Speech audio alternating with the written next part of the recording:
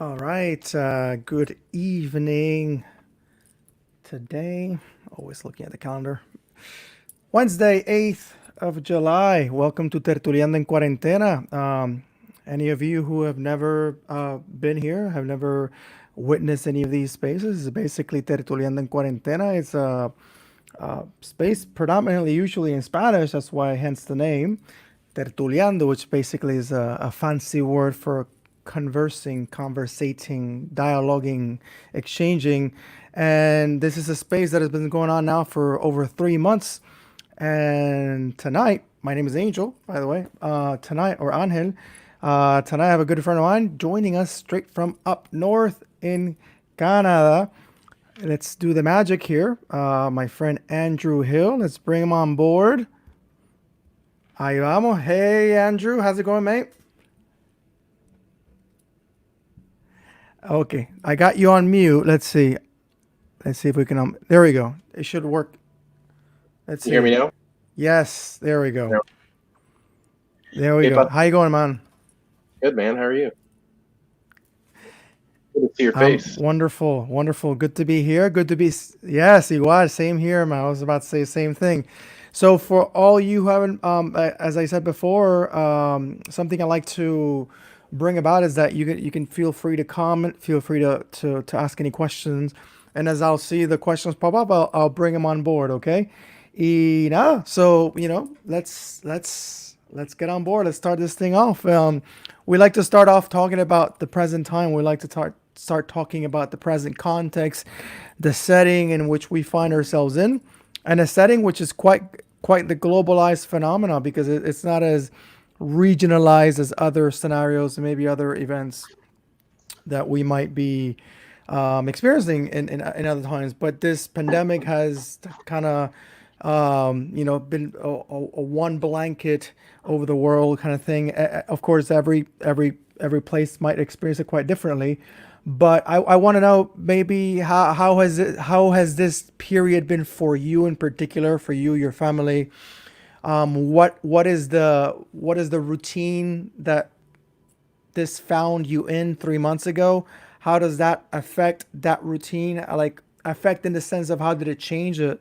And also, I'd like to hear from you what your perspectives are of the observations you've made of the things that might have come up to the surface given the vulnerability that this pandemic has kind of brought forth.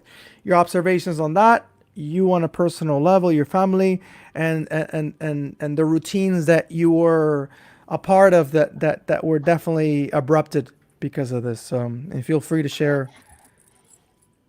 Yeah, good questions.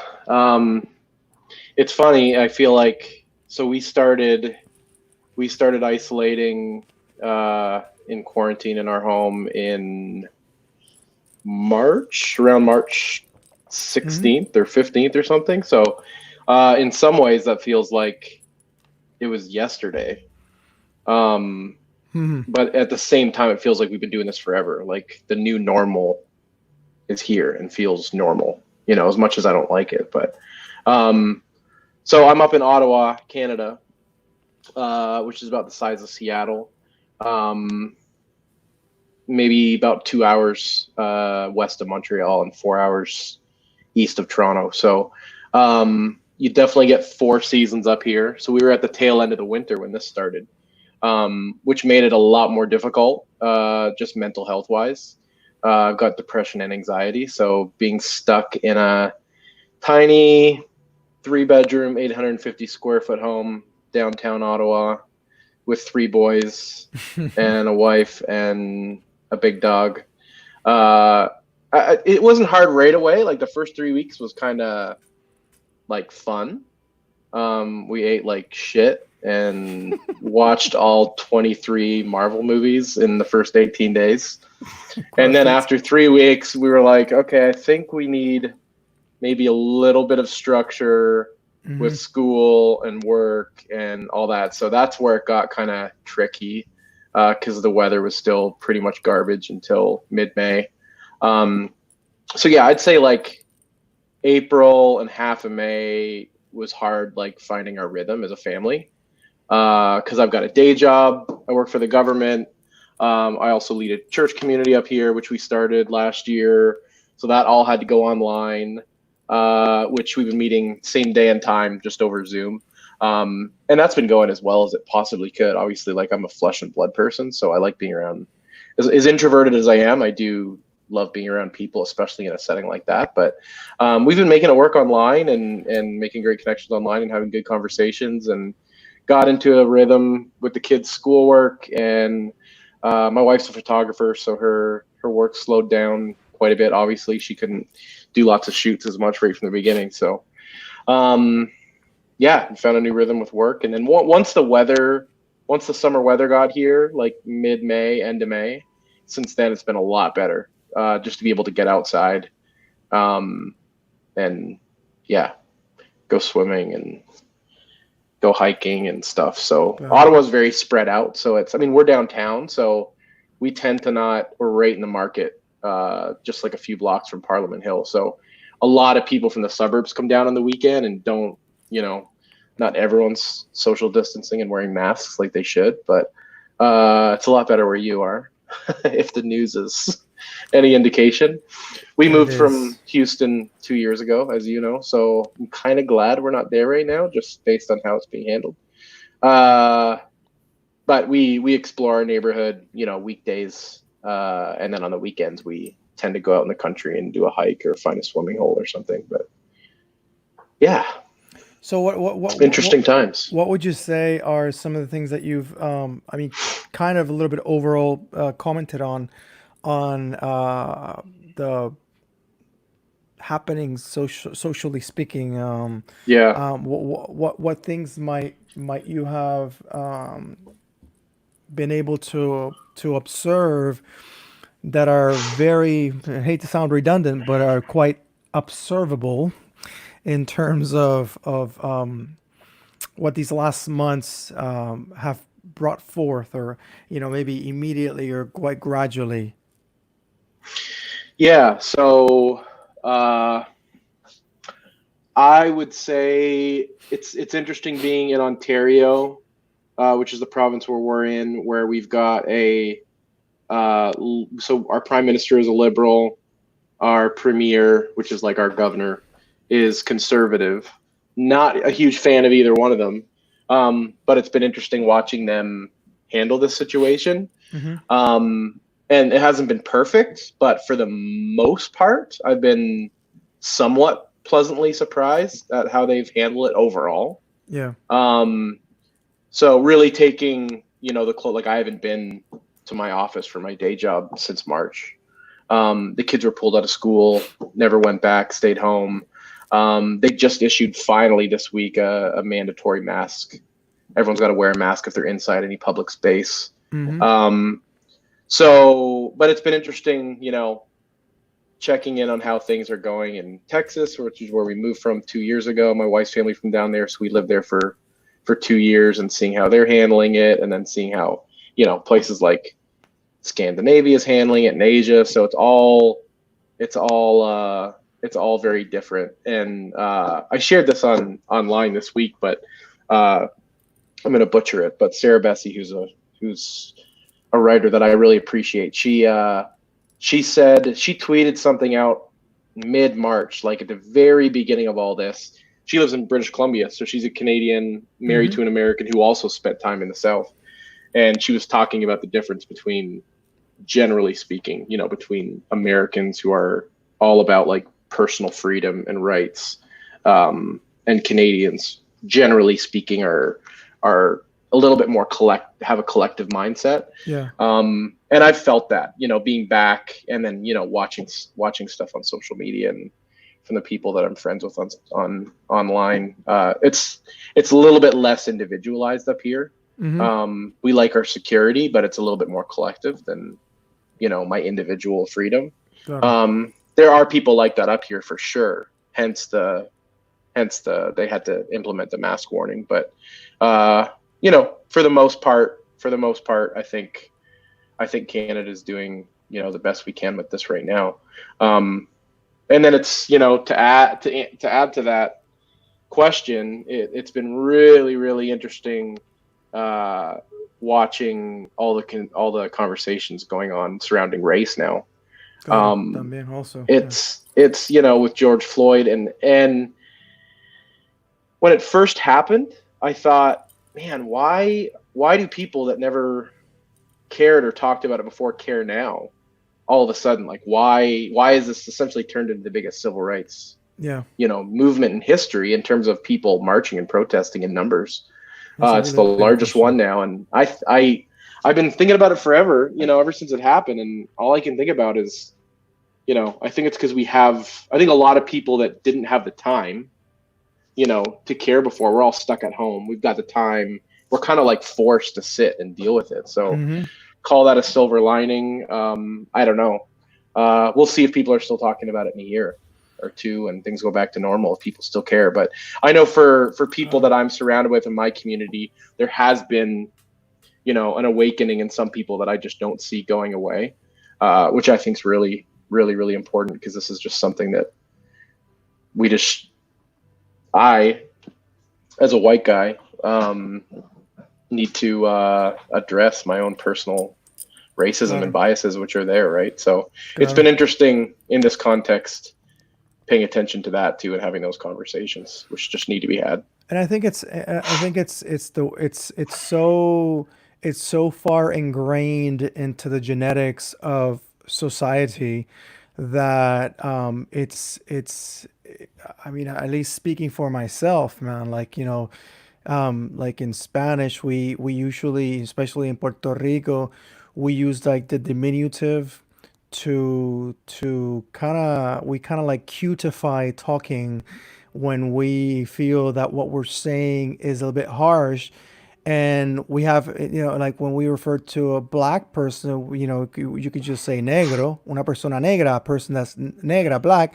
We would say negrito, and that goes loaded with the fact that we have such a loaded concept of that word as though it's bad. So then therefore I'm about to say a bad word, so I need to make it a cutified expression of the word. Mm, And I have to check up on myself on those things, to to problematize a thing that is so intertwined in the way that we move, that we see, that we perceive. So that's definitely a an invitation that we get the chance to do now, to start once and for all getting into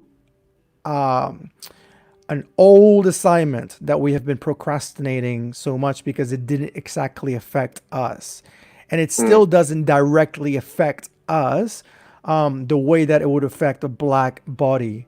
mm-hmm. Yeah. So it's just like you were saying before, like it's an interesting question to ask about why is it that people that weren't generally carrying around this topic are now. And I didn't even think about the what you just said, like the fact that we're in quarantine, which might seem like a very obvious thing because it's a very different scenario that we're in. Mm. But Not then necessarily though. It took me a few weeks of asking that question again and again and again to go, I think it's because we're we for, know where to go. like I would venture to say if we were if life was normal, right now we weren't in quarantine and things were moving at a steady pace, like I don't think uh I don't think there would have been as much volume in terms of No. people talking about it and marching and protesting Yeah. and calling their government leaders. And I just don't, because it's happened before, like Hmm. cops have kneeled on a black man's neck before and he said he couldn't breathe and he died, 6 years ago.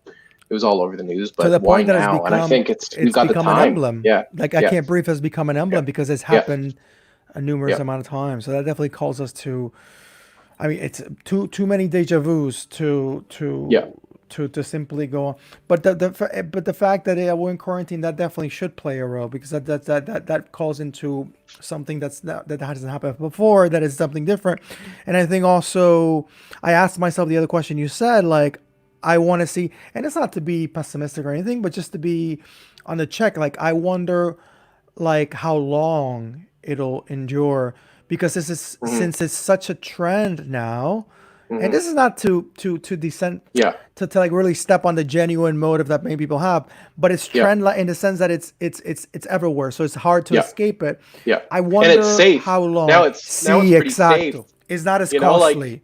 there's a lot of, like white evangelical pastors. If they had have said what they said 2 years ago, their jobs would be on the line, and all of a sudden, you've got you've got Joel Osteen and Louis Giglio and See, everyone say it's safe. You're not going to lose your job now. yeah, So, yeah, and that's a anyway, phenomenon worthy yeah, of looking into. Not to dismiss their genuine intent, even in Louis Giglio's case, that thing he said that he later yeah, recanted and I think we just need to have that continuous conversation and have mm-hmm, that and hold him accountable of that and then have him mm-hmm, apologize and have like keep the conversation going. It cannot be yeah, like everything else, like just like newsworthy things are so mm-hmm, quick and dissolvable because everything mm-hmm, just is so quick. So this definitely mm-hmm. has been going for so long. It should always be talked about.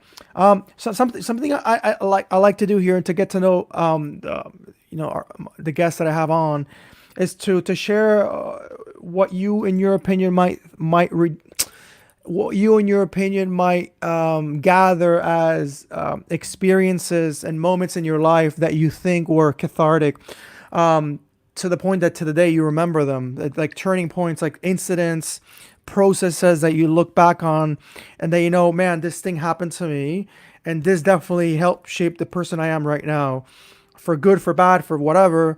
And many times we appreciate that later on as we look back on it. I mean, that's kind of how Mm-hmm. things go with the rear view mirror of life. We look back on it. So if you could share like three moments, three processes of your life, it could be as when you were a little kid, as recently as 2 hours ago, that you feel were moments that, I mean, just were so memorable that definitely affected you to the point that you find yourself here now. Yeah, that's a great question too. It's hard. It's hard to pick three because there's so many of those, and I think you know whenever you ask a question or whenever anyone asks a question like that, it's not like, I'm sure when you ask that question on your show here, a lot of people aren't like, well, I won the lottery, and then it's always like it comes So from a far, no. place of I think yeah, so far no one has won the lottery yet. Maybe. yeah, or just something really really positive. And in my experience, every answer to that question I can think of has been out of a place of pain or loss or grief. Um, There's some commonality yeah, there. Yeah. yeah. So, um, going back 5 years, um, we were living in Texas, and I was pastoring at a church down there, and uh, I grew up in the church, my whole life. Knew I wanted to be a pastor from a young age. And, there's a lot as you grow up in a certain context, and you've got, Sunday school teachers and pastors and parents and grandparents and all these people, sharing their opinions with you, theological opinions. You kind of, you're forming what you think about God and the world and what God is and what God isn't. And then, by the time you're late teens, early 20s, if you're anything like me, you're like, okay, I've got somewhat of a form of something here that I can Mm-hmm. now, you know, carry and share. But from a very young age, there would be lots of questions that I had, whether that's, science related, whether that had to do with racial issues, and only seeing white people teach me. Um, how we treat queer people and their inclusion or exclusion from the church, how you read the Bible, and what do you do with these contradictions, because it's quite obvious that they're there. Um, so I didn't grow up in a super fundamentalist home where like you were necessarily shamed for asking questions. Mm-hmm. Uh, but they also weren't celebrated. It was somewhere kind of in the middle, right? So, It would kind of be like, oh, well, yeah, there's that. And we don't know, but we just need to have faith. So let's just like sweep it under the rug. Um, and by the time I got to my late 20s, early 30s, there was just certain questions that I couldn't stop ignoring. So I pulled the rug up, which was beautiful and horrible and full of grief and pain and just all these different things. Essentially ended up at a place where I was agnostic while pastoring, which is super interesting. And I think maybe more normal than we would like to. Oh, absolutely. Absolutely. Yeah, absolutely. People, but unfortunately, it's just not normal to talk about it, right? But definitely normal in terms of people's experience. So, and didn't throw the towel in, although I was very tempted to, and I would have if I felt like that was what I needed to do to remain true to myself. Claro. I'm thankful that I found a handful of writers and theologians and thinkers who really gave me space to still be Christian and keep my integrity. And still be Christian, but believe in evolution, and still be Christian and be affirming of the queer community, and still be Christian and figure out how we can tackle white supremacy. Still be Christian and believe that the Bible, is not the fourth member of the Trinity and wasn't written by God, was written by man, and it's inspired by God, by people's relationship with this universal being, but not reading the Bible literally instead of literally became a big thing for me. And looking at the four Gospels and being like, yeah, there's contradictions there, and that doesn't scare me anymore. Which, if you can get there, is a really beautiful place. And what it showed me. And this is no critique of either. I've got tons of atheist friends, and if that's where you are, and you feel connected, and you feel like you're staying true to yourself, and you feel like you're able to love, I mean, all power to you.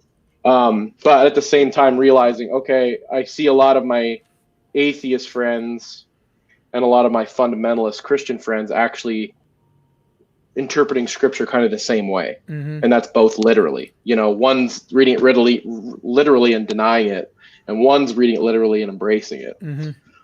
So for me, looking at each book literarily instead of literally was a big shift for me. And then just meeting a lot of other people that were in the same boat, and totally, my faith and my idea of God looks totally different now than it did 5 years ago. That's one of three. Do you still want me to do three? Sí, amigo. Sí. Okay.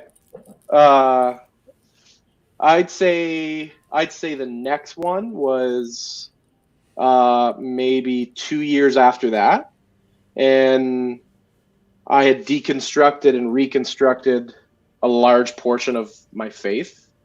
And my idea of what or who God was. A really, really hard thing for me to piece back together was prayer. And what does that mean? And because, I use this analogy often. It's like, my wife and I have been married for 13 years now. We have a very open and honest and communicative relationship. We talk about everything. So it would almost be like if she walked through the door, right now, and said, Andrew, like, we need to sit down. There's something I need to tell you. I've been in the CIA for 15 years, and you're just hearing this for the first time. It'd be like, whoa, we need to, in some ways, need to start all over. There's so many things I don't know about you, and I thought I did. Yeah. So how we communicate is going to need a reset, right? So that's kind of the same thing with the idea of God for me. Like, God didn't end up being who I thought God was from such a early age, not everything, but most of it was very different. So it's like, okay, what does prayer mean now? Like, is it this genie in a bottle thing that I can pray and I'm going to change God's mind, or is it just meditation and contemplation and silence? Is it just, being thankful? Is it like a specific time, or, when Paul talks about praying continuously, like does that mean we're going around talking all the time? Or is it this state of being and awareness, right? So I went on a spiritual retreat in Los Angeles in 2017 and did a 5-day one-on-one retreat. And it was super difficult I realized on the plane ride there, it was the first time I'd been alone on a plane without my kids, or at least my wife, since I was in college. So it was weird having like a 2.5 hour, 3 hour plane ride by myself, getting somewhere and staying for a week by myself. It was the first day felt like a month. And just this guilt of like leaving my family behind, even though my wife is like, go, it'll be so, like leaving her with the kids and the responsibilities. And I have a hard time, with self-care sometimes. I'm working on it with my therapist. But I remember explaining this to my spiritual guide that first evening. And I remember him sharing this kind of metaphor with me. He goes, like, you're used to life being at a certain pace, and it's like, picture a water bottle full of water, like rolling down the steep hill. It's going. That's like the pace of your life. You've got a wife and kids and a job and yada, yada, yada. And then it just like hits this curb. And, the bottle stopped. He's like, life has stopped right now. This week is like going to be a lot slower. It's up to you if you're still going to be that water, spinning in that bottle, or if you're going to stop as well. And that kind of gave me permission to do that and to just stop and slow down and figure things out about myself. And I had begun meditating quite regularly before that, but really felt like I needed a guide. And we just talked a lot about silence and listening. And now if I pray in terms of speaking now, it's just more so out of just like thankfulness. If anything else, I can't remember the last time I really ever asked for something. Not that there's anything wrong with that. I mean, if one of my kids got cancer tomorrow, like, you better believe I'd be on the ground, praying for healing, whether I believe that that's possible or not, right? So yeah, for me, prayer now is just a continuous mindset of being aware that we're all connected to each other and to God, and just by being present. I got this tattoo that says "Be here" after that week, because I'm awful at being present. So it's just for me, prayer it's so hard, especially for me. My wife's a natural at it, but it's very difficult for me. So I think it's important for me to realize this prayer as being this continual state of being that you can tap into at any time and be present and know that you're connected to God, and to everyone else and to nature, and just tapping into that reality like as much as you can throughout the day. I've had moments where I'm like folding laundry or doing the dishes. We don't have a dishwasher at our place.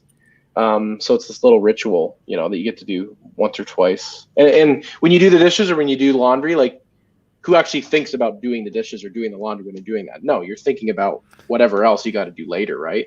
So just that trying to go, no, I'm going to think actually about what I'm doing right now. And, I've had times, it sounds cheesy, I've had times where I've wept doing the laundry, because I'm like throwing stuff in from the washer to the dryer and looking at my little 5-year-old socks and like thanking God for the provision of being able to provide for my family and clothes, so for me, it's been a mindset shift more than anything. So that's 2. Sí, va bien. You're doing good.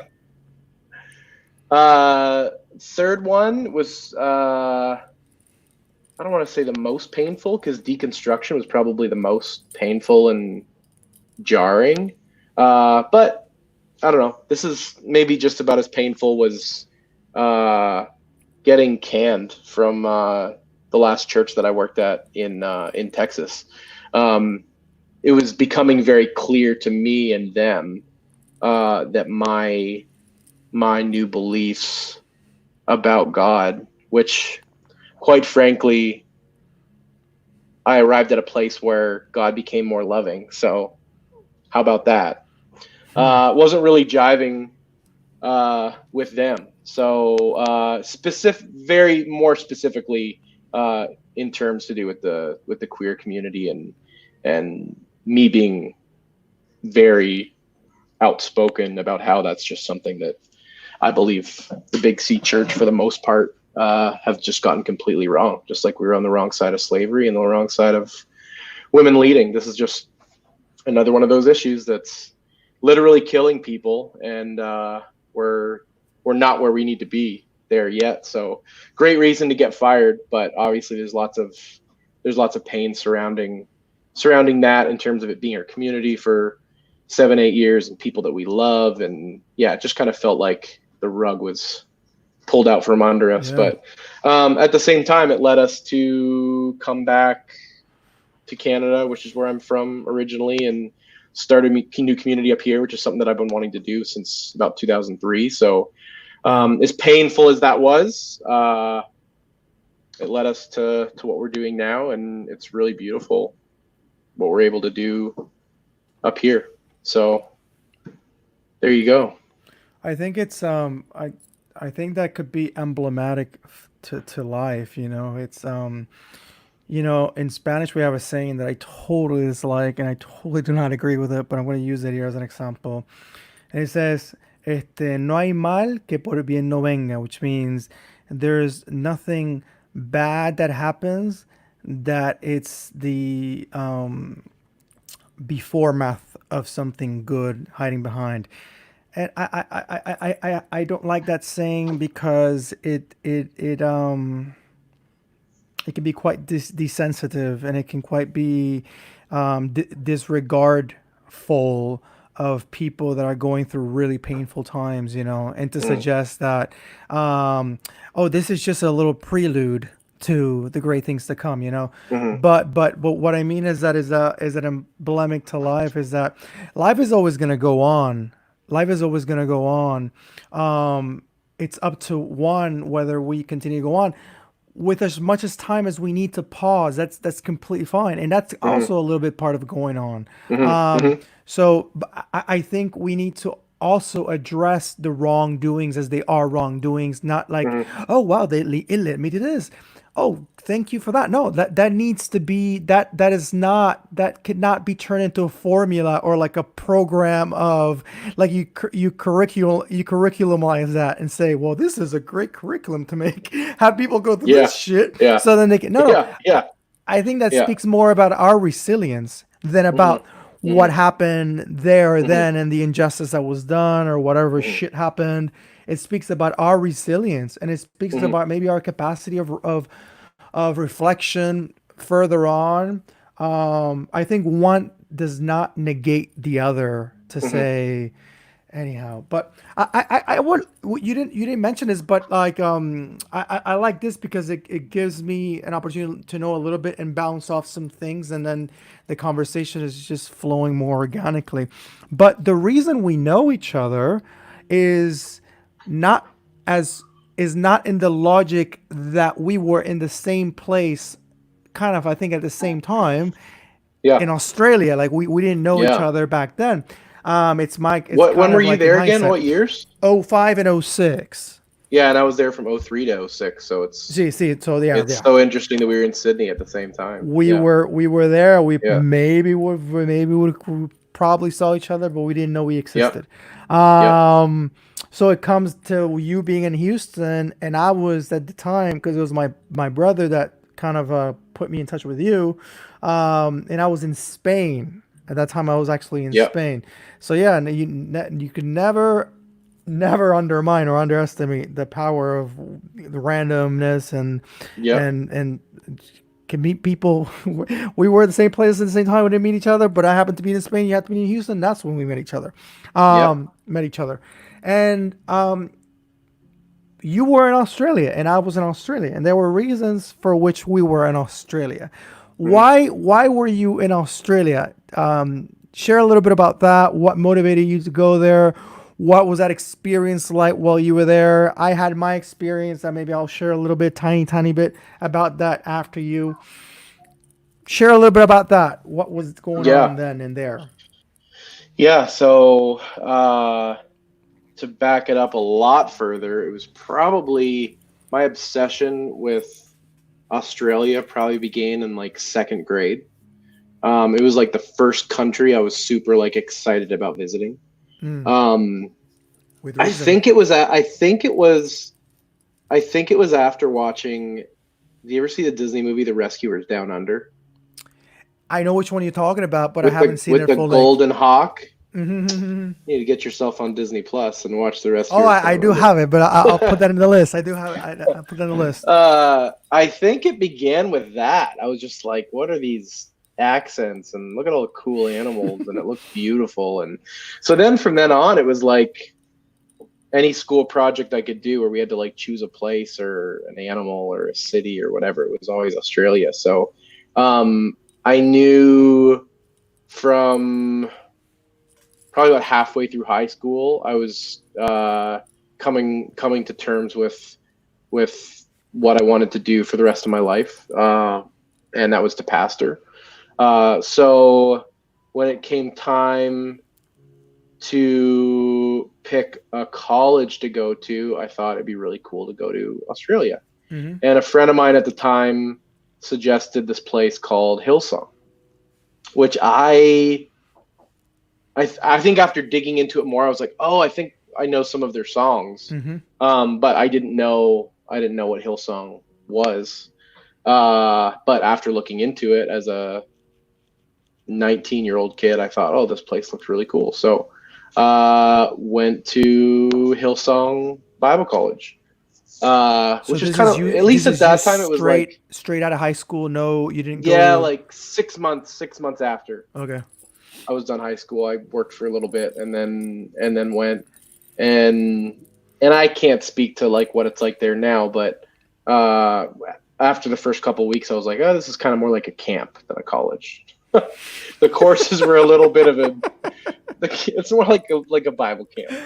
I could write like a grade A paper in like 25 minutes. It was kind of academically, it was a joke. You were there doing Uh, what program? Were you there? Pastoral ministry with a concentration in youth ministry. So that was like a certificate, So right? yeah.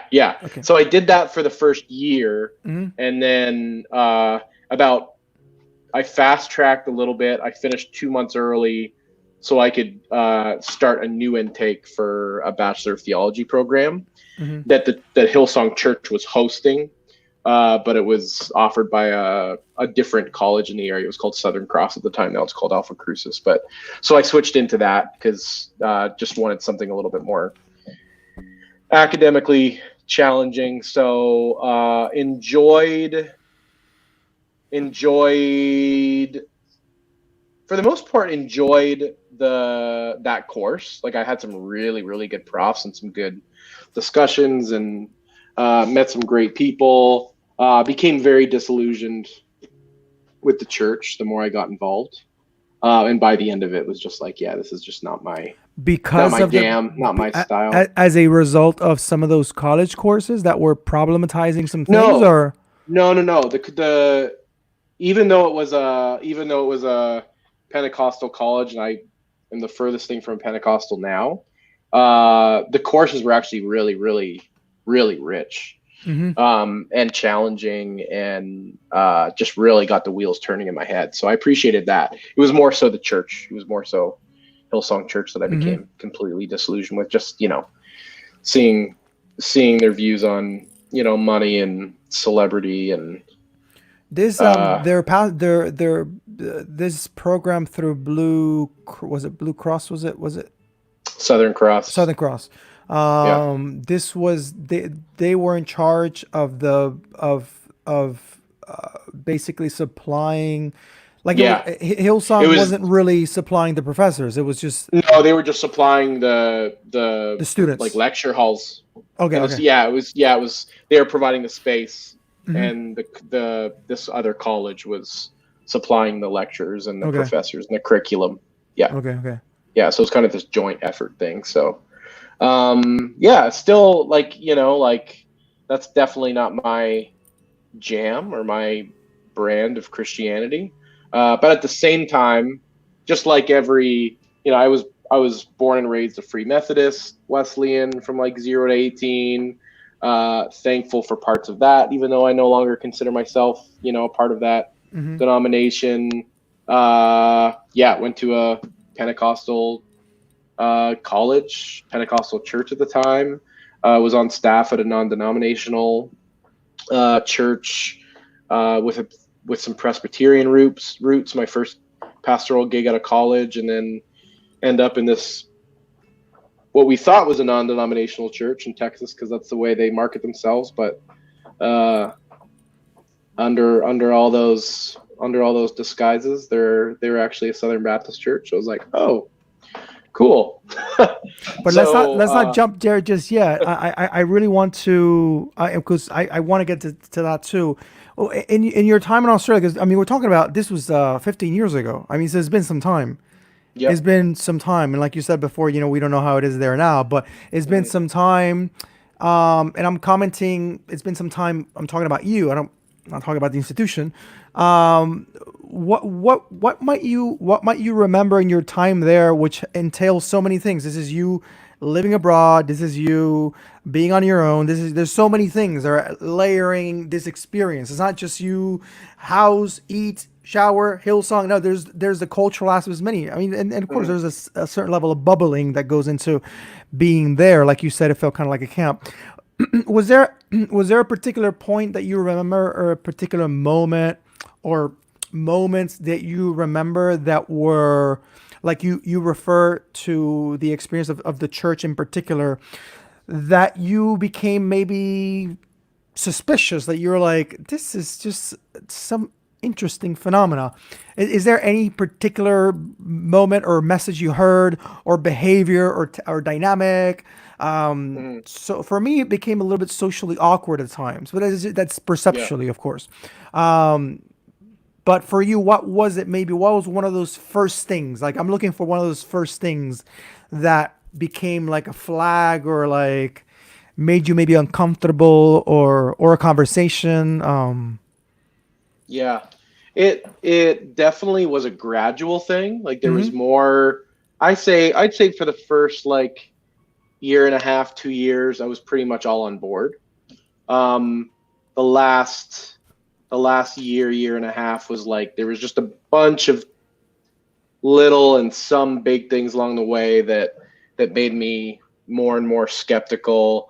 I don't remember the order of it. The things that come to mind, I remember being in a meeting. I was pretty involved with the youth ministry out there, Mhm. and I remember being in a Which is really full meeting. on. Like the youth It's mission, like is very very full full on. on, Yeah, like it's extreme, hyper. like Yeah, yes. yeah, yeah. Which is just not my personality, Which is fine. Like if you want to like jump and dance and scream, but in a church like that, Mhm. and when they're running a college and they've got all these volunteers, it's very cookie cutter in terms of It's very is homogenous. this Yeah. is the type of person we're going to produce, and if Yeah. you do this and play by these rules, you'll end up like this, and you'll climb the ladder, and then it's just it's cloning. uh Might that be one of those things too that you might have noticed, like that whole for sure. dynamic of that kind of Yeah, like a funneling of. for sure.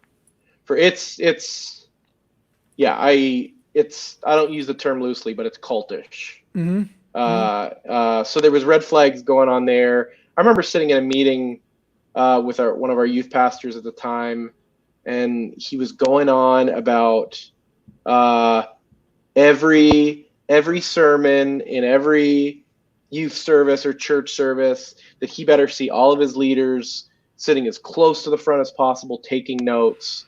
And I remember him using the words because that's what good Christians do.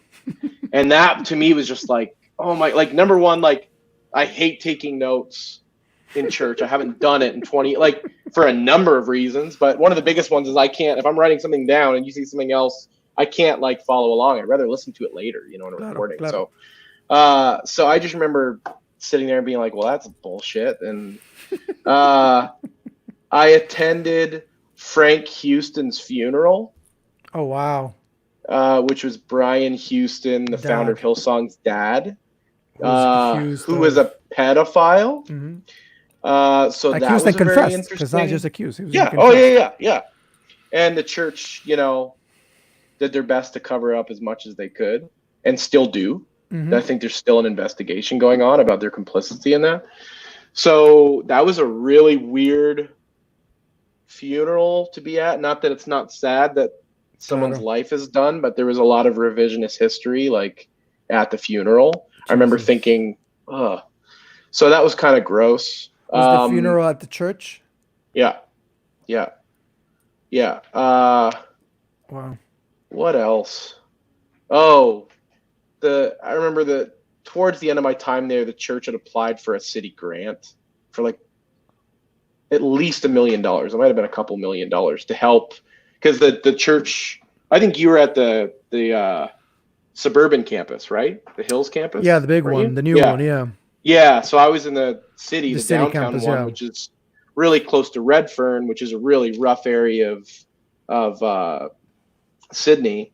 Um, very large indigenous population Mm-hmm. there, and I mean, we can talking about the racism that happens in Australia is like it's a different story, but uh, so even though the church was right in this downtown area, uh, they weren't really doing much to. I mean, they had these teams where they'd go out and like clean up people's neighborhood, and Yeah, then, you know, with the orange uh, shirts, I hook, remember them. yeah, hook, line, and sinker. Like, we'll clean your neighborhood, and now come to church. You You come to know, church. so Yeah. there's always that ulterior motive. Um, but they applied for this grant that was like north of $1 million. That they were supposed to use for this Of course. neighborhood, Yeah. and didn't, and had to pay that back, and it was this big thing. So Oh wow. just hearing how they talked about money and their little giving spiels before, I mean, definitely prosperity gospel mindset. And so I think like how they talked about money, how they viewed leadership, and how they just wanted to pump clones out, and really that place couldn't function without the college, because the college is just that's their free labor. Yeah, supply a lot of volunteers. I mean, Oh quote yeah, unquote yeah, volunteers, because right, it's voluntold, mandatory, mandatory right, volunteering, which yeah. is just such a And you don't really oxymoronic. know what you're getting into before you get there, and you're like, oh, like, So this is what they meant. yeah, we're running your whole church for you behind the scenes. Yeah. You know, when you said the So thing about I mean, it's been 15 years. It's been a while, 15, 14 years. And when you said the thing about taking notes in that meeting, it took me back there, because I mean, it's been so long, and it's been so long since I've been in that type of church setting where yeah, you're there in like knee deep in, like going to the meetings, hearing that discourse. And when you're there for so long, it's such an ongoing basis, it's normal. It is the yeah, normal thing. But yeah, even for me, and I think that the fact that I'm coming in from Puerto Rico, from a different setting, different, that all that different perspective I have. Yeah, there was a tendency of being like, okay, that's a little bit different. Not to problematize, but that was a little bit different. But without maybe having a label for it, yeah, I did notice some things that were quite cultish. That not like, hey, we're gonna drink Kool-Aid now. It's not, but things yeah, that, like the hype, like, I mentioned when you talked about youth ministry, there was such a hype, like a hype that it is almost associated to what in Pentecostal churches you could call as maybe anointing. But this is mhm, like a coolified anointing yeah, of some sort. with great lights and a very expensive sound system.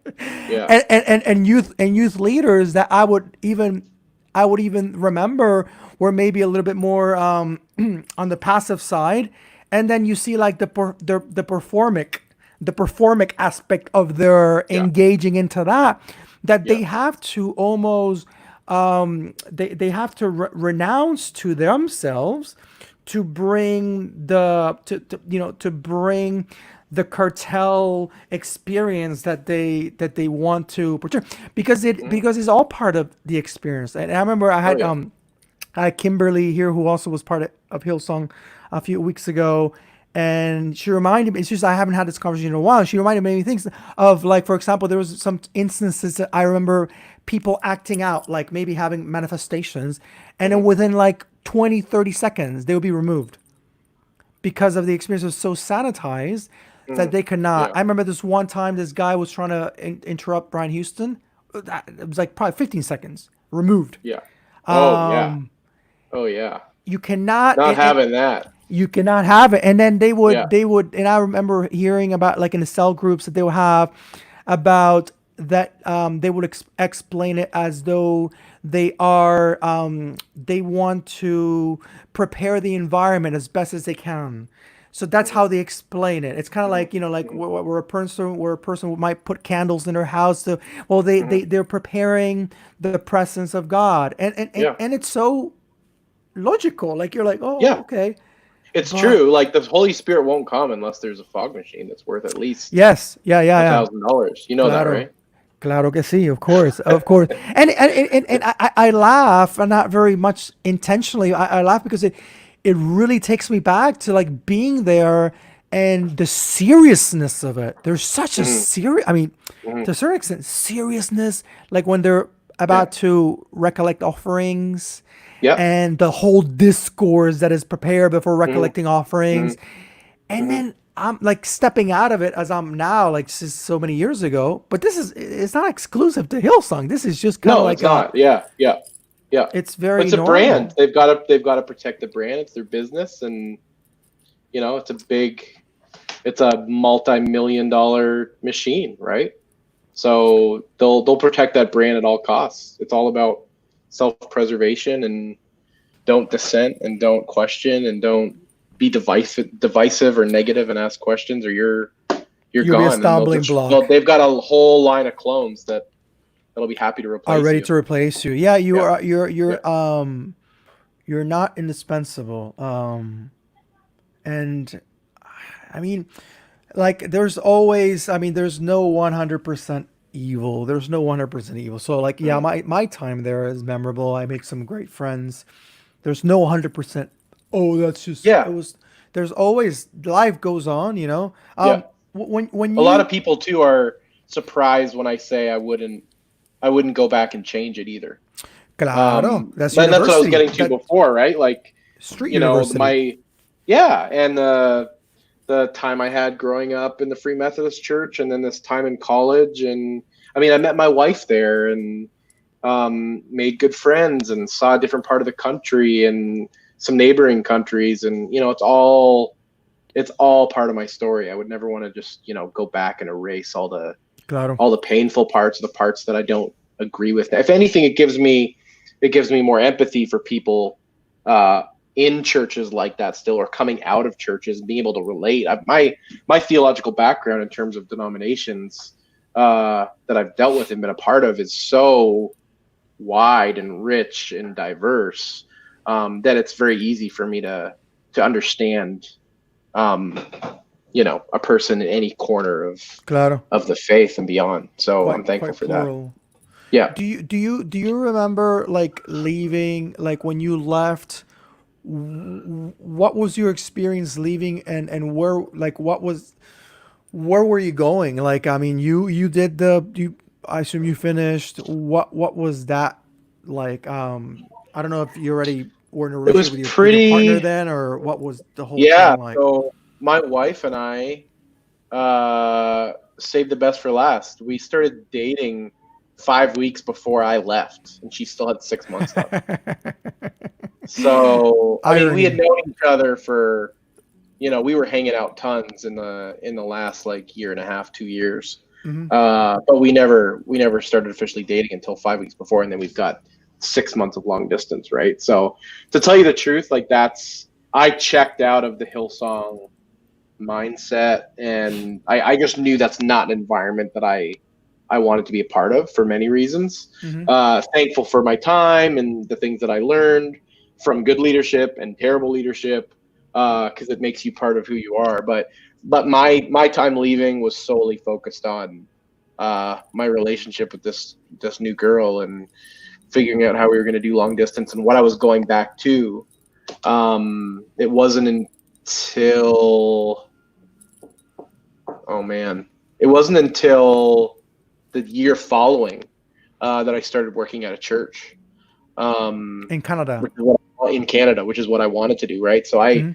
leaving college, I went back to work at this bookstore that I worked out and got a management position there and did that for another year. And it was familiar and I knew the people but there was a lot personally in there of like, all right, well, what's next? And there's not just, I knew it wasn't just any church that I could go and work in, based on where I was at. So, but we were lucky enough to find a new plant about 3 months after it started. And Missy and I both joined the staff of that church there and did that for a couple of years before we moved to Texas. So yeah, I was checked out long before I left. So it was kind of, once I was gone, like it was out of sight, out of mind. And Were you guys you and your partner, were you talking about this like whilst you were at Hillsong? Was that something you guys talked about, or was that not where you were mutually at? Yeah, we were definitely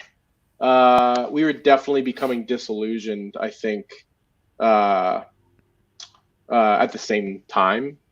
So it was kind of, it was fun, you know, at the beginning of our relationship, because there's things that we just like, you know, poke fun at and make light of it. It was nice to have someone else that kind of shared that, like, Yeah, I imagine. looking around you and being like, isn't this crazy? Like, Yeah. yeah, and isn't it crazy that like a year ago we thought this was like the best thing since sliced bread, you know?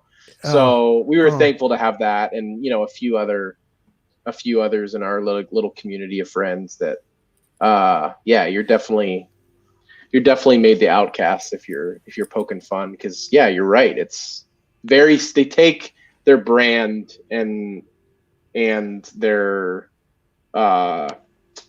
model and their perception. They're very in control, or at least try to be, and very serious of how they're perceived. No. You know, and they say it's for the greater good and for Jesus, but really it's for security, and you got to bring in the Benjamins, right? And also, I think there's the, you know, every time you hear the word Jesus, of course, it's a commentary, it's a branding, it's Yep. you know, how can we be sure to be the closest thing possible to be talking about Jesus? Well, you go to the historical Jesus. I think that's the closest that we can ever get to it, and it even holds ourselves quite distant. So then, when you hear a whitened version of Jesus or a gun carrying version of Jesus, and then you know that's, of course, that's a branding. It's a myth appreciation that helps that discourse be strengthened, whatever the discourse might be. You know, the U.S., that pro-war discourse, to give it that heroic feeling. So of course that stuff, that's it's not a red flag that is, it's not so hard to see, but it's very hard for others to see, because that is Jesus. That is factually Jesus. Do you remember then? So your partner, your wife, she's from Texas. She's from down south. Yeah, she grew up mostly in Arkansas. Her parents got divorced when she was young, and her mom ended up remarrying and moving to Houston. So she grew up mostly in Arkansas, and then spent the summers and holiday breaks in Houston. So yeah, So that's what brought us down there 10 years ago. We moved to Houston, yeah, and then moved back here to Ottawa 2 years ago. So when you come to Houston, were you in some intentional effort of finding a church community, not only to congregate, but to try to participate in staff or leadership, whatnot? I, even though I had only been being, you know, in full-time paid ministry for 2 or 3 years, between college and moving to Texas, it really felt like to me that I had been in ministry for a whole lot longer than that, based on my time in college and even being really involved in my youth group as a teenager. So I knew I didn't want to do it forever, but moving to Houston, just kind of desired a little bit of a break and just to get. We really wanted to find a community. We found a community right away. We didn't church shop at all. We knew exactly where we wanted to go. So we ended up at a church in Houston, and then I managed a restaurant. I fell into the restaurant business actually, and managed a restaurant for 4 years in Houston. Um, Loved doing that. It was such a fun and great experience. Apart from working insane hours. Um, What restaurant was so it? Tiny's number five. It's a sister restaurant of Tiny Boxwoods in Houston. So if you're from Mhm. Houston, you've probably heard of it because the food is delicious. So that was a lot of fun.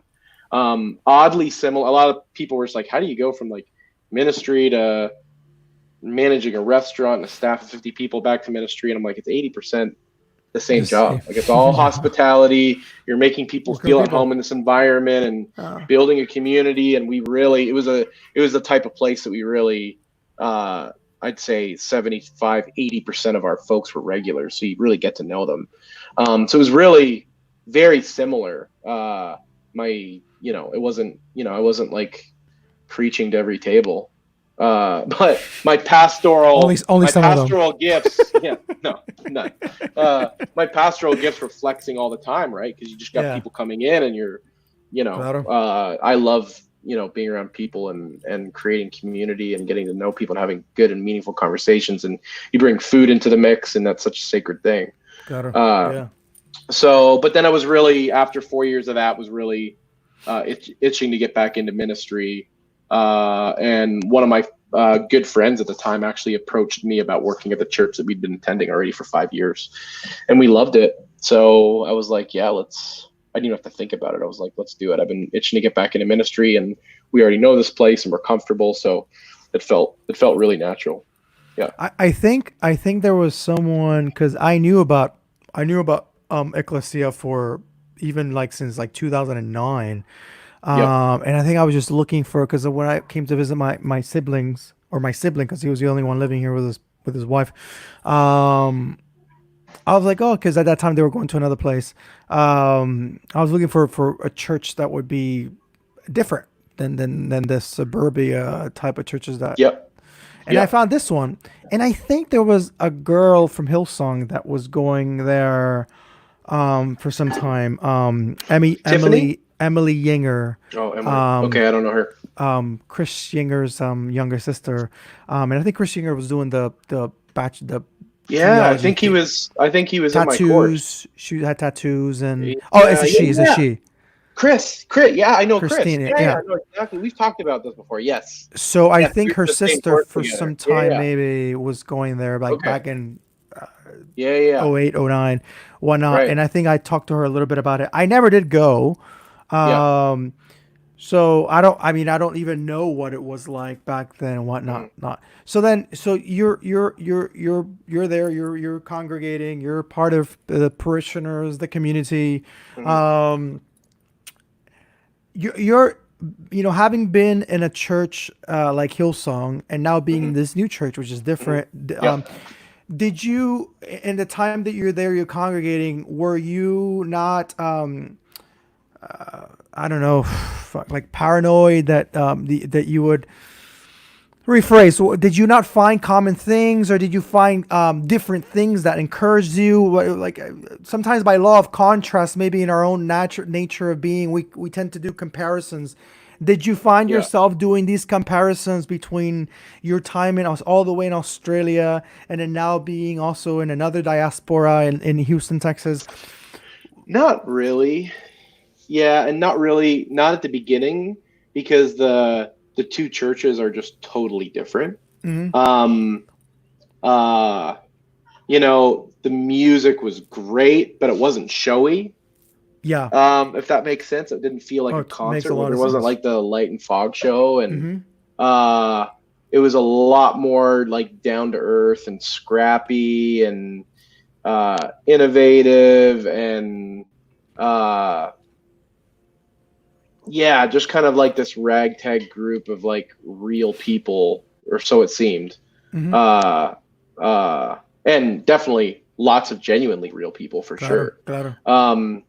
But it was just a very different style to what I experienced at Hillsong. So there weren't any, not that I thought, the place was perfect, but there weren't any of those red flags because it was just, you couldn't even compare them. They were just so different. Might as well be a different Did religion. Hillsong become like a good resume point to have? Like, did people did you feel that, or when, Uh, or maybe the I opposite? I don't, don't know. maybe, I mean, maybe it is. I think it depends on like, it'd be a great thing to have on your resume if you're like applying for a job at like Bethel in California or But Lakewood in Houston but in specifically, you didn't with experience it. Ecclesia, no. If anything, there might be a little shame for It's having it on my resume. like Not so interesting. again, like when Hillsong comes up, and I tell people that that's where I went to church in college and started off in their program. It always comes with a caveat, like, but I'm not of that mindset Just so anymore you know, because yeah, yeah. because with that comes a whole, you say you go to this church, or you like this restaurant, or you like this band, and people are like, oh, then you're like this, Law right? of So association, yeah. absolutely, yeah. So no, there wasn't. I would say there was no real big big red flags until I started working there, which was 5 years after we started attending. So it wasn't until I became staff and saw behind that curtain, and yeah, that's when yeah, a lot of rude Do awakenings for sure. do you think, coming from your experience, that it almost has to come down to that, to being part of a church staff, to know some things that are completely invisible to the eye of the beholder that is just parishioning there, or like congregating there. Um, do you? I mean, I guess in an exercise of reflection, do you feel it impossible to have? I mean, not impossible, but like as a non-staff member, to realize the things you realized. Is that possible? Um, I think it is possible. I really do. I don't think it has to be that way. I think all too often it is that way, which is sad. And that's not to say there's any church out there that's got all their shit together and they're perfect and they're claro. following Jesus in every possible way. That no, not at all. But do I think it's possible for someone to be a part of a community and then perhaps join the staff and be able to do that without going, oh man, this is not who they say they are, in major, uh, in terms of major ethical problems. Um, maybe it's the idealist in me. Maybe it's the maybe it's being a one on the Enneagram, where I'm constantly trying to reform things and make things better, including myself. Hmm. But to answer your question, I think that's all too often the case. But no, I don't think it has to be that way. Hmm. And Hmm. I'd venture to say there are churches out there that people wouldn't have to go through that, and that's a beautiful thing. I hope our church community appears like that. Since you were there for for quite a period of time, both as a non-staff member and then as a staff member, what would you say were things that you learned along the way? Some unnegotiable great things that you learned Mhm. being there. And that's the first part of the question, and I'll ask the second part of the question. Yeah. One of the things I learned was that it's possible to uh, to be on staff at a church, run a church, be on a team with other people where there's quite a bit more authenticity, and honesty and realness in terms of like who you are as a person and your limitations, and looking after your own mental health and taking time to be with your family. Like that was in stark contrast to, being at a place like Hillsong, for example, Mm-hmm. where it wasn't just like go, go, go, go, go all the time. So while I didn't feel as comfortable then at Ecclesia being myself in every space as I do now, where now I feel like I can say or do anything. And, my community has my back, my denomination up here has my back, my regional minister has my back. Like I can be, it's completely real about where I'm at. But there was quite a bit of element to feeling like I could say quite a bit that you couldn't get away with saying at other churches, just in terms of, your own doubts and questions and that about the faith. I learned that it was possible to be in a church like that, and to do real community with real people and get together every week and really like be real about where you're at and your shortcomings, and uh, it not be hindering your Sure. job or your livelihood or your belonging to that community in any way. What was That your was a what beautiful was your thing. position there? What was your staff position there? My title was community pastor, so I oversaw the small groups ministry, and then there's a restaurant and cafe that's part of the church, that doesn't just cater to the church community. There's a lot of people from outside of the community that actually comes in. It's a great coffee shop and great little kitchen there that puts out some good food. So Yeah, based on that's my restaurant experience, I kind of oversaw that a little bit. And then it was interesting once the deconstruction of my faith happened, and I started reconstructing. Once you go through something like that, it's really easy when you're in a community of people. It's really easy to find other people that are going through the same thing in their faith journey. claro. So Yeah. really, like the last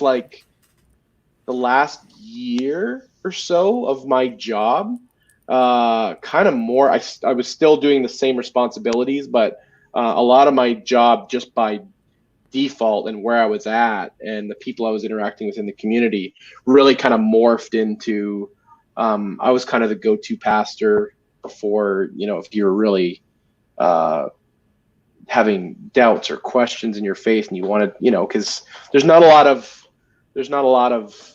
churches you can go to where someone can talk to a pastor on staff and say, hey, like, I'm doubting this or this or this, and for them to say like, yeah, like me too, I totally get that, and let's talk about that and wrestle with it, and what Yeah. does that mean, and how's this a beautiful thing as well, and how can we embrace it and keep going. And so a large part, I started a little class specifically for people that were either new to the faith or thinking about joining the faith or thinking about leaving the faith, and we would just have like the best conversations. So that was a blast. I And this love was that. this is something that was sponsored by the church. Like you ran this idea through them, and then they catered to it.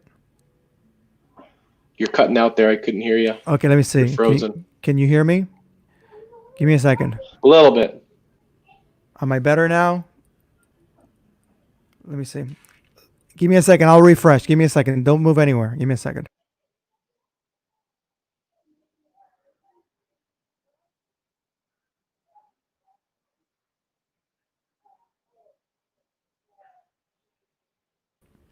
Okay.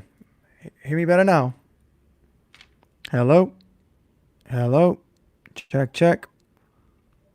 One, two, three. Check, check. Check, check. Can you hear me? Hello. Hello. Can you hear me?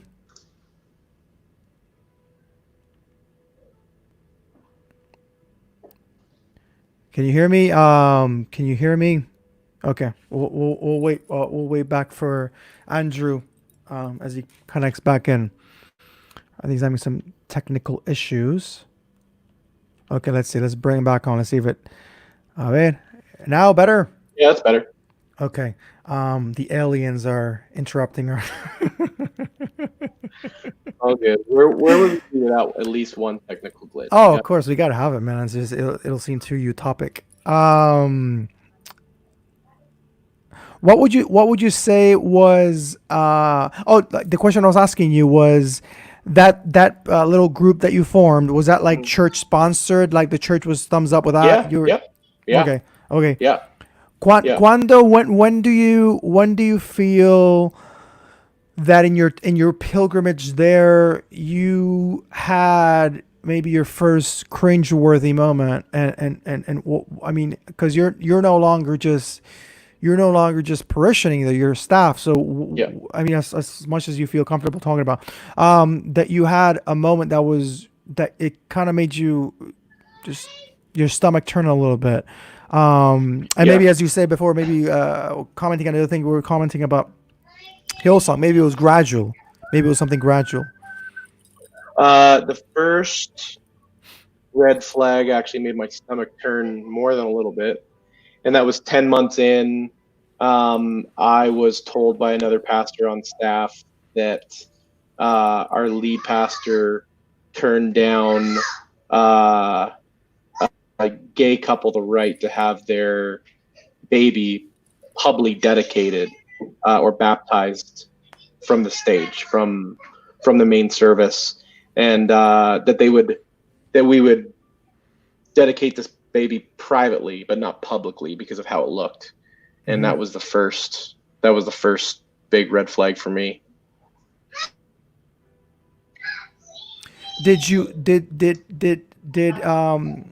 Andrew, can you hear me?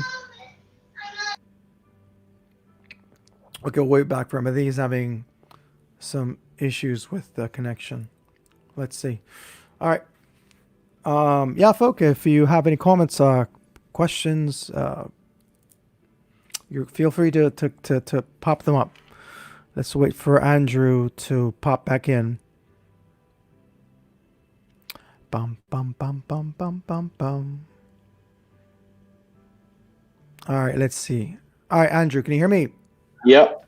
Okay, so we left off there. Like, so this is something. The first thing that kind of surfaces, you receive information of this. Did you express your discomfort? What was your doing after that? Like, what did you do with that Yeah, I information? I I expressed my discomfort with that with the two executive pastors on staff, who are good friends of mine, who Claro. heard me. But that's when I really started noticing that based on the way that they communicated with me and other pastors on staff and other people on staff, it was very clear going through this that there was no stopping there was no stopping the lead pastor.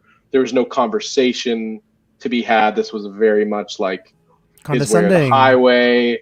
Yeah, no mention of bringing the board in to talk about it. It was just a very like, no, like, this is a one man show, and seeing the fear in their eyes about this becoming a thing, because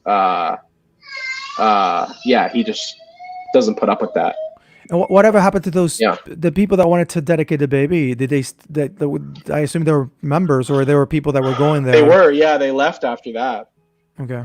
Yeah, which broke my heart. So eventually it led. I didn't really drop it. I kept respectfully bringing it up and my discomfort and the idea that I thought it was just wrong on many levels. So eventually, our lead pastor had a meeting with all of the other pastors, and in that meeting, he said, "We're not going to do that ever for three reasons. We're not going to do that because it'll look like we're condoning gay marriage. It will cause me to get a ton of emails, and I don't have time to deal with all that. Yeah. And number three, it'll cause our big donors to leave." Hmm.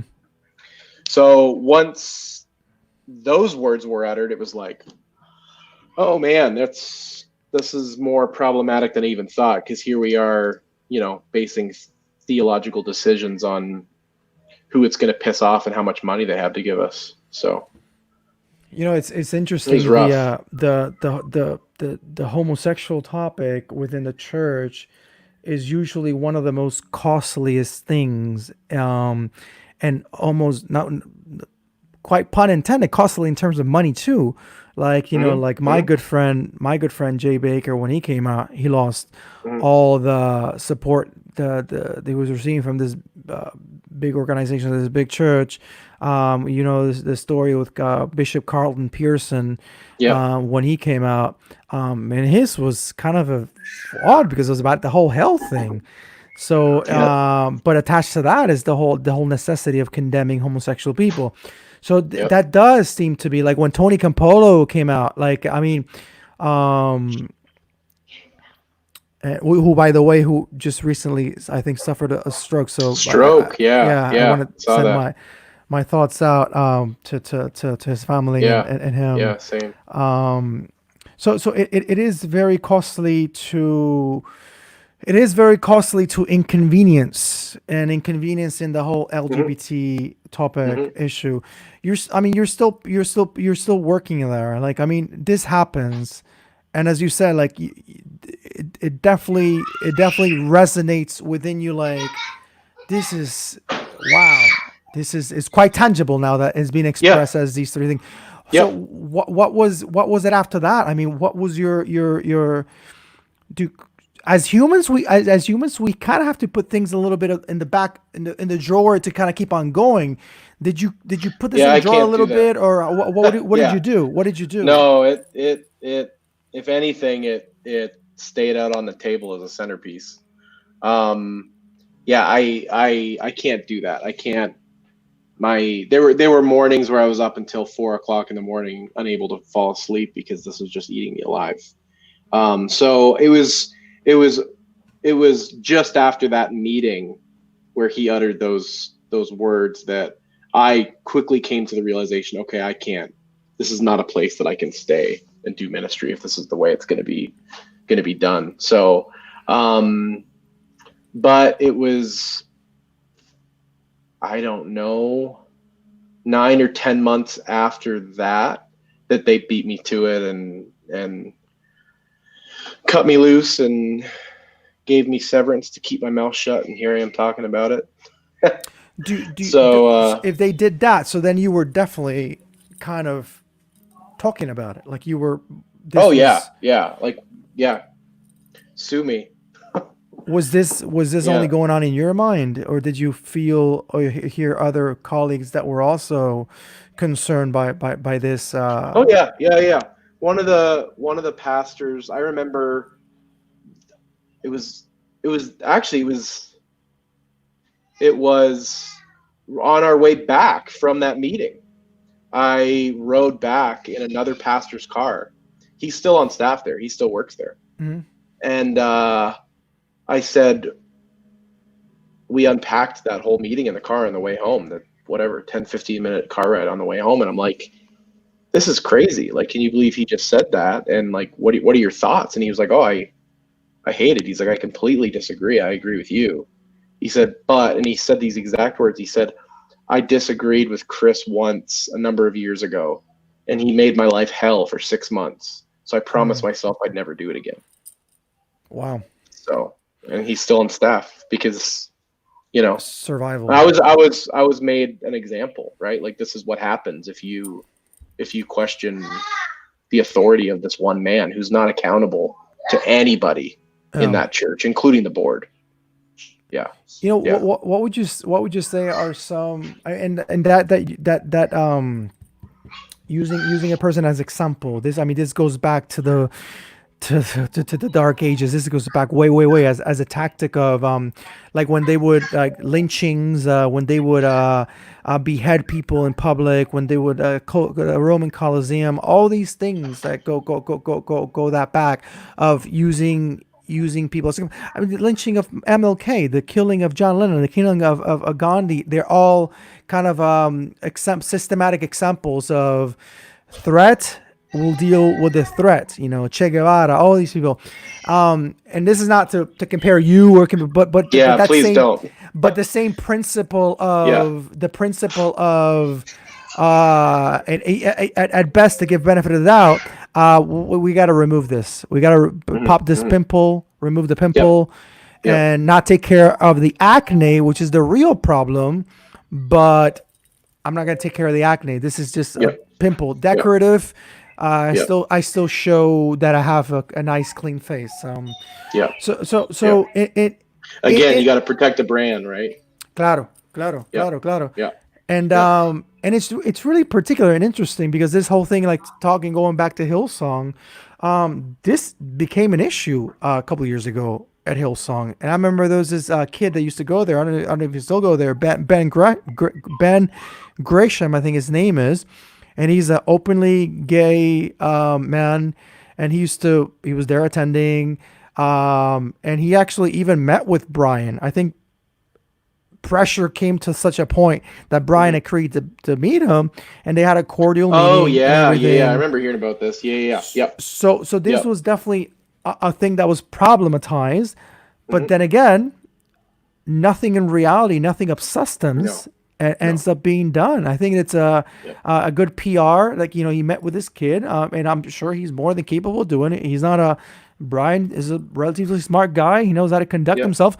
But at the end of it, there's a brand that goes on. So then Yep. a question a question I'm put with, and I guess me in my post church reality, what does it mean? What does it mean to praxis? And I use the word very intentionally, to praxis Jesus, the historical Jesus. If at the end of it there is an element of convenience, and there's an element of convenience that's placed in, dressed up as pragmatism or dressed up Yep. as prudence. Um, like, we don't want to lose some members, and there's logic to that. Of course, Hmm. corporatively speaking. But then my question is this: when does it stop being this entity or this collective of, we're trying to partake community following after this example, and it become this corporate expression of, yeah, we can build wells, we can help people, we can do all these great things, which are great things Hmm. at this, putting, but this is at stake. um Yep. what as you're still part of the church, how do you juggle with that reality of not that you have to assume responsibility for them, but how do you, or maybe how do you explicate that, how do you explain Yeah. those two, like There's a following. couple. I think there's a couple things going on there, and you brought up some really interesting points. Jesus talked about the narrow way. Um, taking the narrow path, and few will walk it. And I don't think Jesus was talking about narrow in that only a few people are going to make it into heaven in the afterlife and the rest of you are going to burn in hell. I don't think that's what Jesus was talking about. When he talked about the narrow way and the narrow road, I think he was talking about it's narrow, and in that not a lot of people are going to choose to walk it because it's too difficult. It's difficult to not side on the side of power. It's difficult to not side on the side that's going to make you rich. It's difficult to piss religious leaders off and political leaders off, and to try your best to side with the marginalized, right? But that's what Jesus did. So for me, I think it's okay. How can I not go out of my way to piss the powerful off, but at the same time, because there's no good in that, there's no point in just picking fights for the sake of it. But if my following Jesus doesn't, if the byproduct of that is not to piss the powerful off, then there's something wrong, right? If I'm rubbing shoulders with the powerful and they're comfortable around me, the least of these are going to be very uncomfortable and feel unsafe. But if I'm rubbing shoulders with the least of these and the marginalized in our community, whether that's a queer person or a black person or a woman who's been told she can't preach her whole life, whoever that is, whoever's being marginalized, then that by default is going to make those who are oppressing them uncomfortable. And that's always the side that we saw Jesus taking. So that's the side that I'm trying to be on and the path to walk down. You also, there was something else in there about, what was the other part of your question? There was something else that I had. The like the that contrast of like following a corporate interest in Yeah, contrast to the costly essence, and there's a conveniencing element of it, like a convenience driven gospel to maybe a costly driven gospel, yeah, and the element of losing a donor. I'm building wells, I'm doing good things. that's what it was. And that's the question I was going to ask you, That's what it because was. Yeah. there is an explication. There's Yes. there's reasonability to it. So it's like I'm helping Yeah. people, tangibly helping Right. people, Right. and I don't want to The lose greater that. good So argument. then how do you Yeah. problematize Yeah. that? It's super problematic, right? Because if you're digging water wells and supplying water for people that have no clean water, is amazing and good as that is, but quietly on the side, you're oppressing queer people, which we know statistically leads to Suicide or suicide, especially within the church. Um, does your greater good cancel out the mhm, lesser evil? And I say lesser, not that it's lesser, but lesser because it's not in the limelight. Like claro. churches are, evangelical churches have become very good at uh, uh, keeping their oppression a secret, right? Um, so the greater good isn't outweighing the smaller evils, and that's not a call to perfection. But for us in our community up here, um, it's just not a road that we're going to go down. I've seen multiple times firsthand where that road leads, and it's ugly, and it's not the path of Jesus. So you can do good uh, without the expense of wronging somebody else. It might not be as sexy, and you might not have as much money, and you might not put out these awesome, jumpy, happy, clappy records and sell a million copies. Mhm. Um, but we didn't really see Jesus doing that. If anything, those are the tables he was flipping over. In the time, and I've never,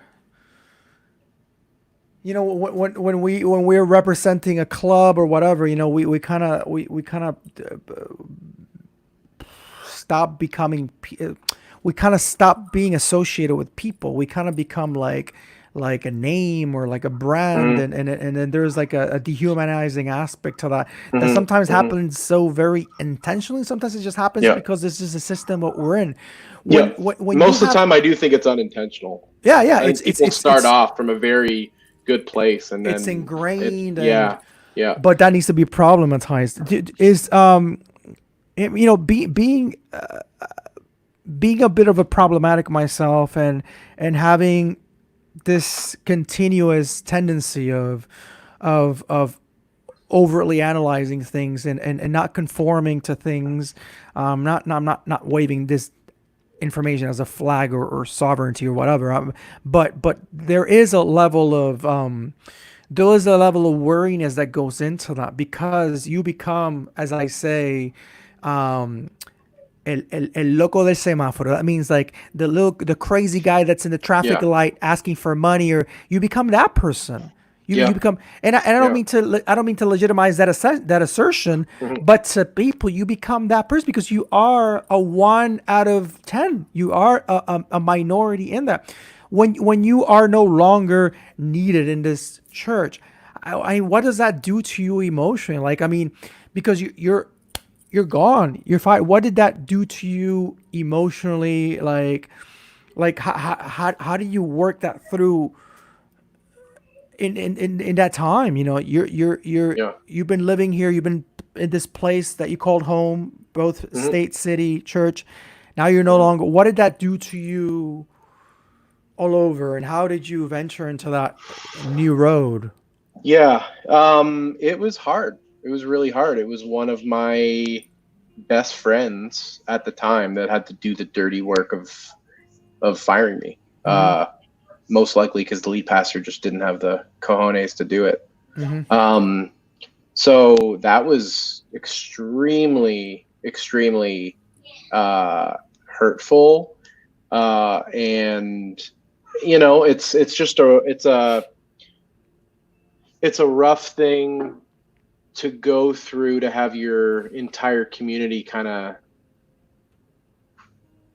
more or less taken from you, because it's not like once you get fired from a church, it's not like you're gonna like show up the next Sunday as a Claro, as a parishioner, yeah. congregant, right?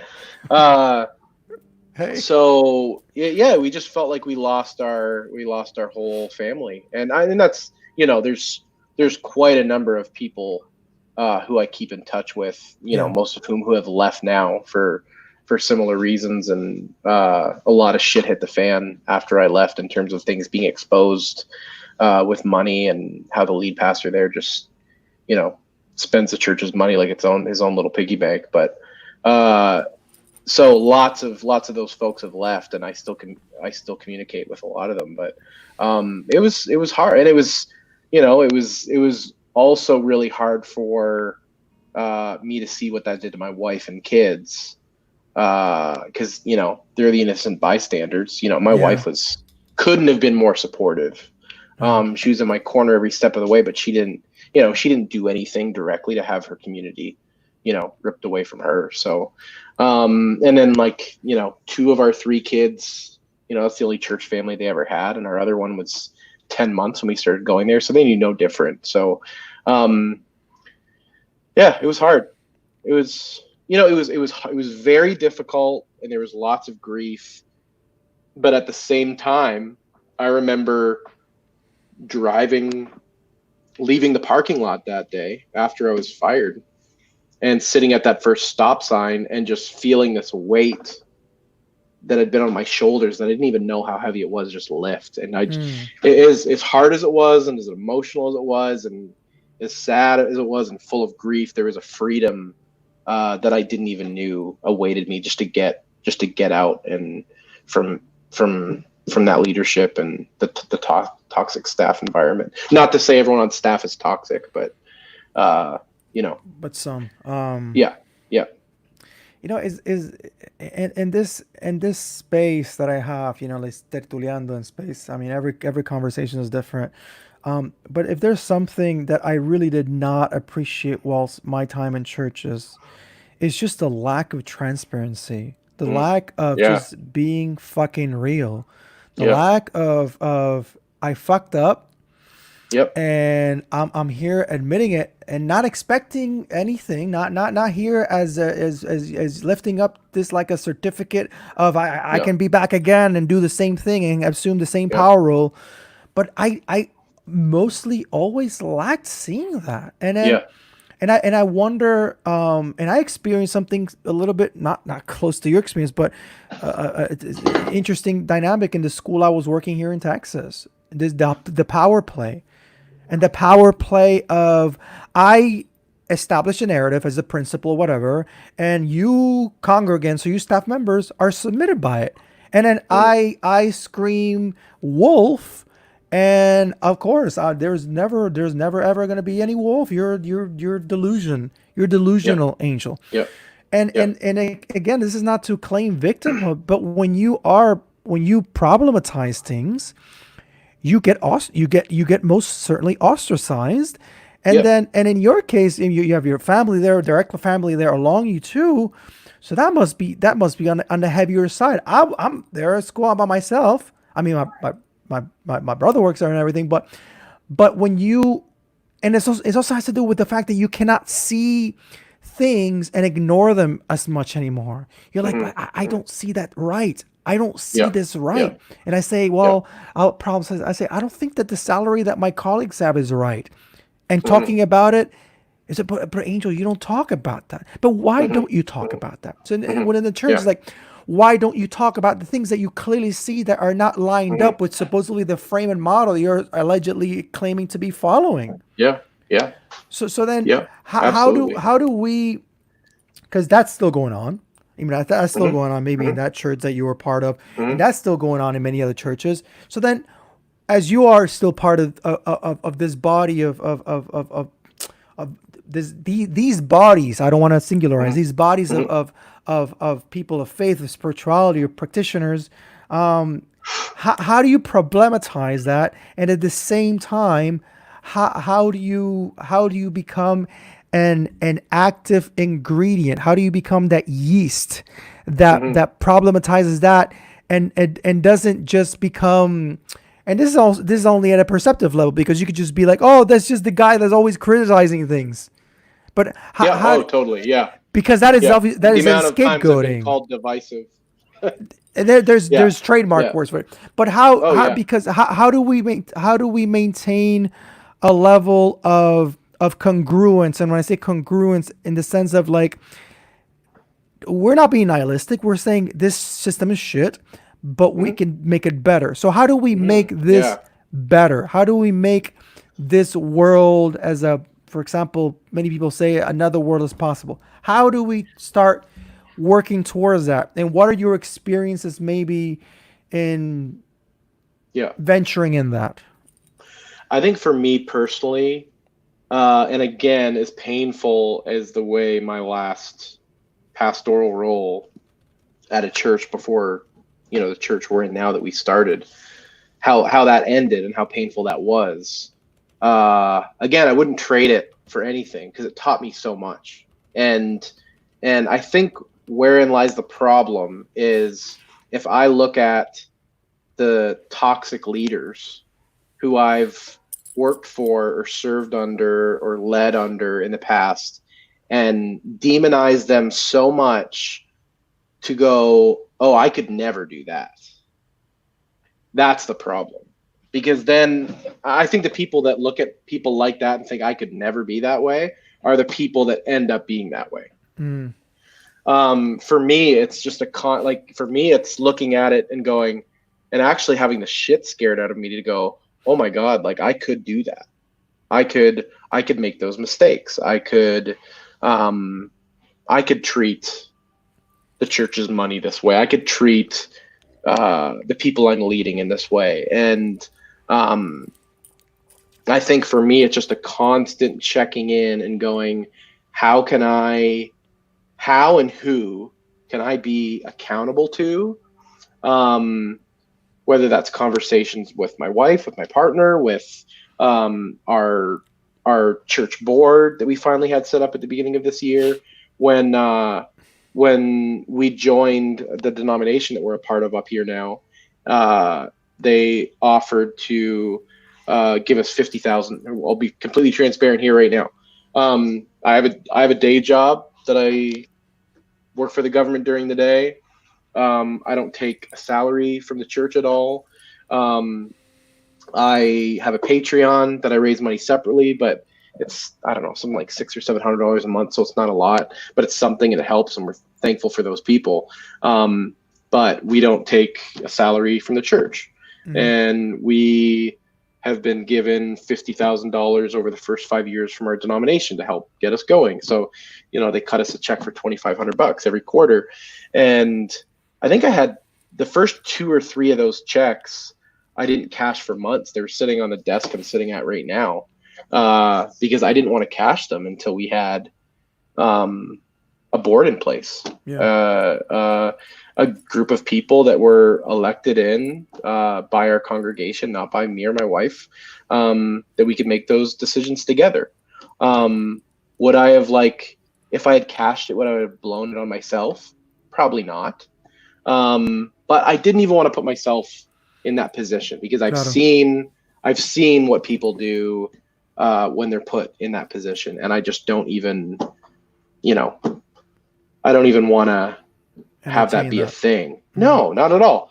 And it's not because I'm better than them, but it's because I could definitely I could definitely do that. I've said this before, and I'll keep saying it. I don't think there is a job on the planet where there's uh, so much power and so little accountability than that of a non-denominational evangelical pastor. Hmm. There is so much power, and there is so much you can get away with. Yeah. Um, No. by how those church structures are Got it. set up. Yeah, they're set up to fail.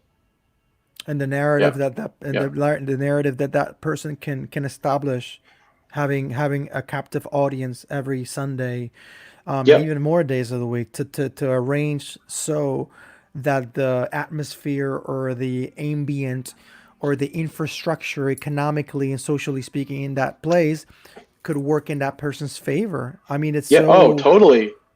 Yeah, it's so yeah. horrible. The better the message is, the more people show up, the more people give, and Claro. then you know after the first year you get a raise. There's nothing wrong. I don't actually think there's anything wrong with pastors being paid, you know, by the church or by the domination. I don't think that's inherently wrong. Hmm. I do think, what's the point of a church if the large majority of your money coming in and being given is going towards, you know, a mortgage or rent and Hmm. operations and staff? Like, what's the point? Claro. Uh, watch a TED talk. Um, so yeah, I think it's me being mindful of, hey, like, I'm just as capable of doing whatever wrong like everybody else is. And I've had the opportunity, and I'll say I've had the blessing of working under some really toxic leaders that have shown me, without them trying to, ways in which I just don't want to do ministry, and ways in which I just don't see in harmony with the person and the life of Jesus. It's like watching The Simpsons and knowing how to be a dad by watching Homer Simpson. Um, Right. Yeah, learning all the not to exactly. do's. And to start, landing this conversation, I appreciate this time, man. I appreciate the fact that we've gone way over, and that you stuck here, and you could have just My completely favorite run away. podcast is like 4 hours long, so I'm not that I'm Don't, saying I want to go 4 hours, I know, but don't tempt me. But at some point there has to be some bathroom breaks. for Um, sure. but um, but I do appreciate having this time with you, because I also think that it sets a precedent to anyone who watches, and anyone who experiences this conversation, to try to aim for more honest and more transparent places, whether that be anywhere, a club, a university, a workplace, any places that you're creating, that you're attempting to make something different to the status quo that we are surrounded by, and that's almost inescapable. Um, Having honest conversation, and having true honest conversation, not putting all bullshit to the side, not try to figure and configure out what the outcome might could be. Is there some little prearranged little Yeah. conspiracy you got planned here, to sink some people? No, we're trying to be honest and real, Mhm. and no censoring, no gotta be careful here, gotta be careful there. Yeah. No, just be honest. There's no malice, in the sense of that some things are laid out, and also talk about the vastness of the shitty, the ongoing learning, the unlearning, and everything. And something I like to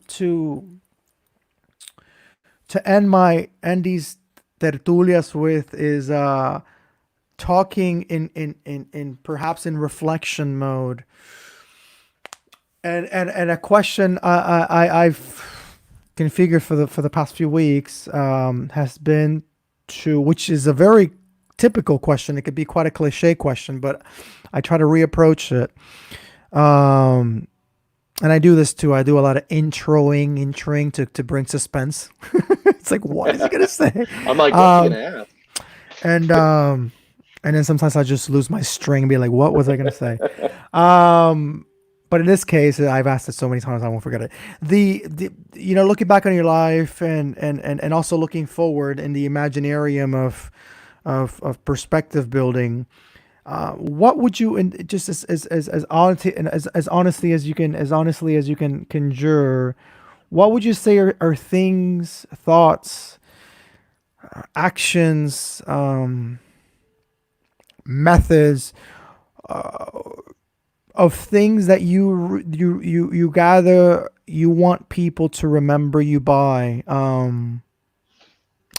things of essential and substantial nature that you feel after you're gone from this human project, whatever happens in the other time we don't know, but after this that we're experiencing now, after you die, not after this talk, just I like to clarify, what would you think are things that you would you're like, man, just tangibly speaking, I would definitely, this is something I would like to be remembered by, and not for you to make up things that are not true right now. But like, well, I would like to Mhm. people to think about my great basketball skills, and or but in reality, of Uh, as you experienced life, as you thought life was meaningful, as you thought things were here and there, what are some lessons that you've learned?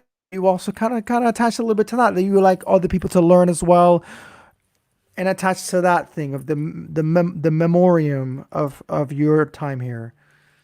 And that messy, gushy, mushy question, I leave you the last word. it's definitely not my basketball skills. I just started watching The Last Dance on Netflix last night, and Not yeah, there, it just makes me feel which is propaganda, so by the way. shit about my athletic ability in every way, shape, and form. Was Michael Jordan? Uh, I mean, anyone yeah, who's in that shit.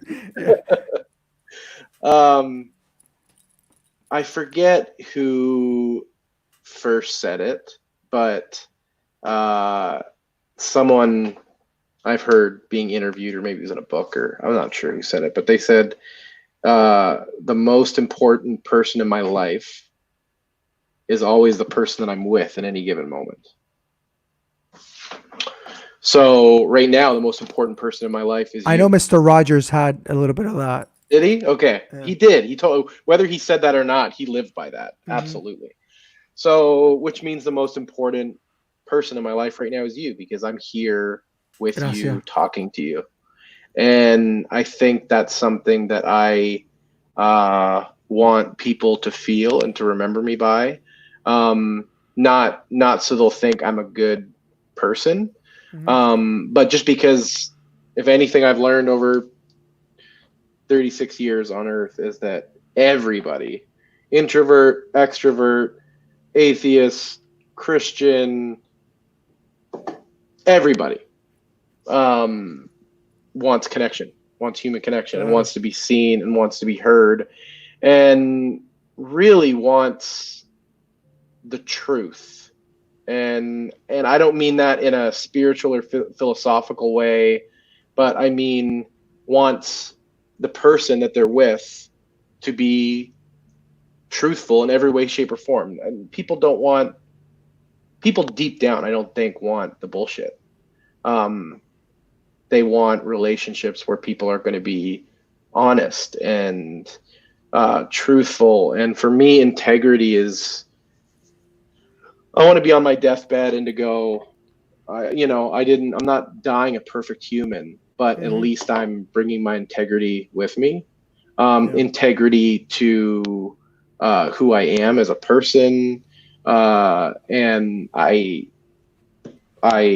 was integral to my beliefs. I was integral to my disbeliefs, not trying to be anybody. If I could leave this earth and people said, yeah, that guy made me feel seen and heard and fought for and valued and seen, and I knew there was going to be no bullshit. Like, that's more than enough for me. Gracias. Thank you. Thank you, Andrew, for taking this time. Thank you to your family for lending you to me for this I'm sure you lengthy heard amount of some time.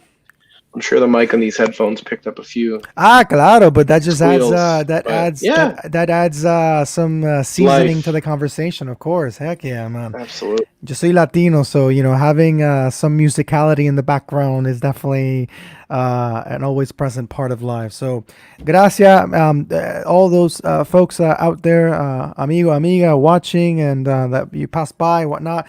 The other day, I was talking to a friend I'm having over. That sometimes people will be here from the beginning to the end, but there's some people that come in, they'll go by, and Mhm. sometimes it could be like a bit of a drive-through conversation, and that's fine. That's also part of Yeah. it. If you've been on Pero the whole 2 hours, you're oh man, you definitely a I'm champion. sorry. I don't know what else to say.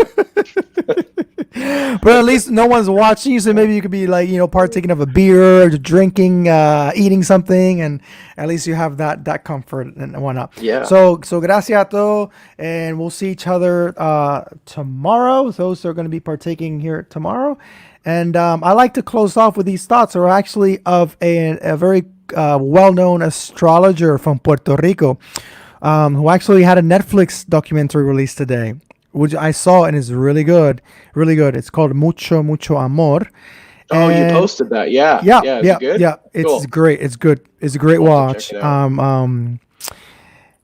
And he closed every one of his segments with just saying this, les deseo que tengan mucha paz, pero mucho, mucho, mucho amor. So, people, see you on the next one. Have a good one. Ciao, ciao. Much peace. Thanks, Angel.